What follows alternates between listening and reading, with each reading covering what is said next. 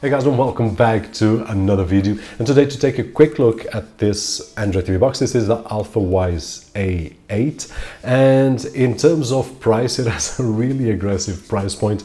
It costs roughly 25 euros. I will leave a link down below. We will see the pros and cons of this machine. Starting with the looks of it, it looks interesting. It has this space gray, which I love, but in terms of plastic, it's really a cheap plastic. Now, moving very quickly to the specifications, it has the Rockchip 3229, 2 GB of RAM and 16 GB of flash storage with Android 9. In terms of benchmarks, I'll show you guys for a few seconds right over there, but in terms of benchmarks, low results on the disk speed test. We noticed that it's a slow machine. In terms of Wi-Fi, low results as well. In terms of the network, we will have a maximum of 100, and then Antutu and Geekbench with low results as well. Now, moving straight forward to what this machine can do, because it's limited. This is a limited machine.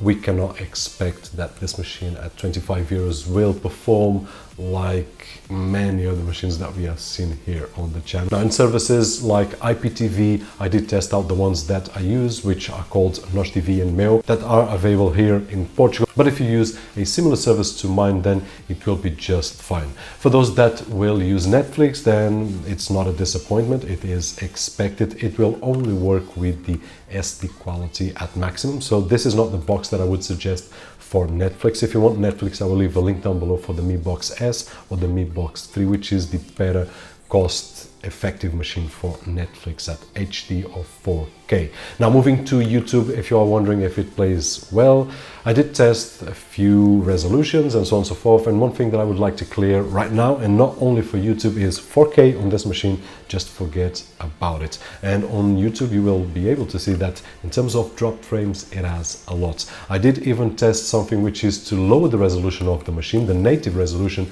to 720, and then downscale the 4K video from YouTube, but even then the frames would fall like, I don't know, like crazy, as you can see. So no chance that we will run anything effectively with a smooth playback at 4K. And this is not just for YouTube, it's with everything. Forget about it. The maximum that we will be able to play around with this machine is at 1080, and as you can see by some images, YouTube was quite smooth, just a few drop frames here and there, but nothing really serious. Now, moving to Cody, if this is one of the questions that you have, if you want a dedicated machine for Cody, then you will get by. I did test out with my library, which is at 1080 MKV Blu-ray files with a high bitrate movie library, and this machine was able to stream from my network. Even though it only has a 100 connection through Ethernet, it was able to play this kind of movie with no issues at all. Now, I also played with a few samples, 4K 10-bit H.265.